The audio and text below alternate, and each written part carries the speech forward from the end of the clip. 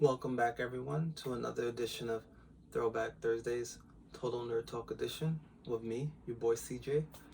So, I want to talk about one of my favorite series of all time today.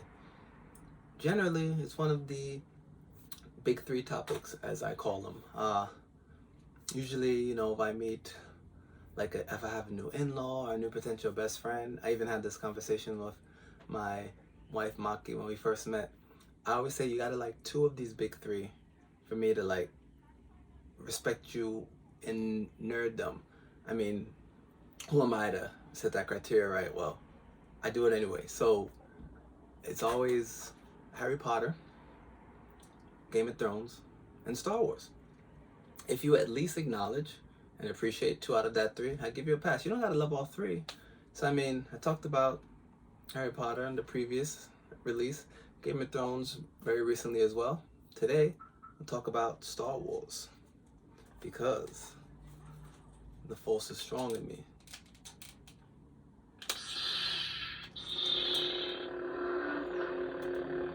So, one phrase, The Mandalorian, Disney Plus. I hope you guys have been watching that as I play with my cool lightsabers from Hollywood Studios. You guys gotta go and check out all the Star Wars themed attractions they have there when able to, safely. But I digress. Mandalorian Disney Plus Season 2. Phenomenal show. I mean, by any series standards, but especially by Disney standards. And if you're up to date, well, spoilers I'll save for the end, not yet. Boy, did we have a good episode recently. I'll put these down, I'm having too much fun. So, I'm a big fan of kind of gap stories in Star Wars because, and of course there's books. Our homie Ken Loren, he's really into the books. I have a cousin, Dean, he really loves reading the books. As big of a Star Wars fan as I am, I have not dived into the written and other stories they have in the books. I probably will soon, but the show Mandalorian, it's out now, and there's a video game, Fallen Order. Really fun Star Wars game where you play the role of a Jedi after the Purge, after Order 66, about 5 years after that with the rise of Vader. I love those kind of stories because the game, Fallen Order, takes place essentially between Revenge of the Sith and New Hope. Really cool game. It gets dark, it's rough because I mean that's a pretty rough time with Darth Vader on the prowl and Jedi kind of being hunted and extinguished. Then you got the Mandalorian between Return of the Jedi and Force Awakens, right? So the Star Wars timeline kind of all starts with New Hope as like the year of the battle of Yavin, I believe it is, or basically the battle of the Death Star. That's where the chronology goes. Was it after or before, right? So this the Mandalorian, maybe I think show writer said it's about like 25 years before Force Awakens, and you have First Order, Kylo Ren on the prowl, about 5 years after Luke and Vader take out Palpatine, quote unquote, because if you've seen, the last of the new trilogy, he's not really quite gone. But anywho, my point is, as convoluted and conflicted as you may feel about the Star Wars series, I mean, I think unanimously the original three, New Hope, Empire Strikes Back, Return of the Jedi, phenomenal, right? I know there's a lot of issues and people feeling certain ways about the first three in the chronology are, which were the second trio of three to come out. I know with the Jar Jar Binks, the young Anakin, the pod racing. I mean, personally, I think Darth Maul was like OP, so I always put respect on the Phantom Menace.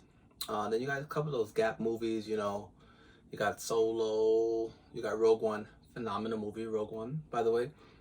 And you have the latter three, which is kind of to bring it back to a new generation with Last Jedi, Force Awakens, all that. So,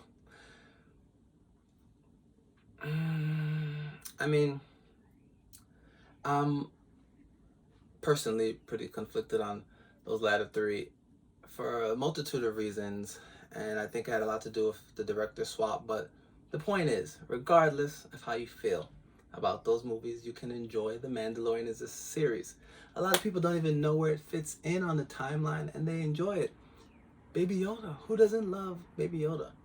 But it's so much deeper than that. Baby Yoda actually has a name now, if you're caught up. I'm not gonna say that name drop. And they brought back a beloved character and let you know, brought us up to date on her whereabouts at that point in the timeline.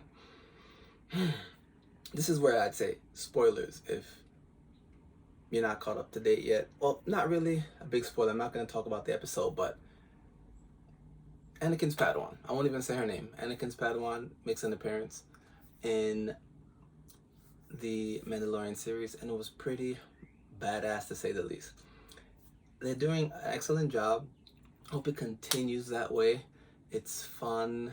It has so much untapped things they can touch into. I wanted a story in that gap period for some time now, because a lot of the games are things always deal with like the original three in the chronology. We even had the long animated series, the Clone Wars.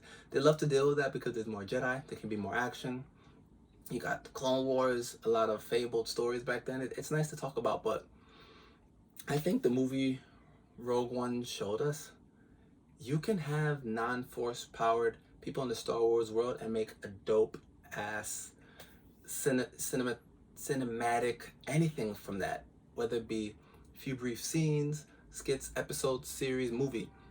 I love Rogue One. It's like a war movie, and The Mandalorian really took from those vibes, made it into a very good show. Yes, Baby Yoda, little tiny bit of force powers. I mean, the episode I'm mentioning, the most recent one, you know, with Anakin's Padawan, Ahsoka, you saw some force abilities, but it's bigger and more than that, and it makes for a really great story, and you definitely should check it out. So, enough of my little spiel. Go watch it. Disney Plus. Come on. If you don't have it, stream share. Come on, man. You give them Netflix, they give you Disney Plus. That's how we're rolling. Cable's almost obsolete. But I want to tell you guys, if this is the last video you see for a little bit, that I'm working on some other projects. I'm going to keep Throwback Thursdays going. I want to hit you guys up with some more polls, get the nostalgia going, vibe it into the new year and beyond. Also release some video skits every now and then, but take a little backseat to work on some other projects, and I'm sure you guys are tired of seeing my face. You better not have agreed to that. But I really enjoyed doing this. Looking forward to the next video I put out there for you guys. Thank you for your support. TNT Pod, check us out. You know, show love to all the homies at Trav, at Dan, at Heckman, especially at Heck for all of the hard editing you're doing for us. And we just really appreciate you fans, all right? We wouldn't continue to be here without you guys. So thank you, all right? Star Wars, man. We love it. I love it. You should. Bye.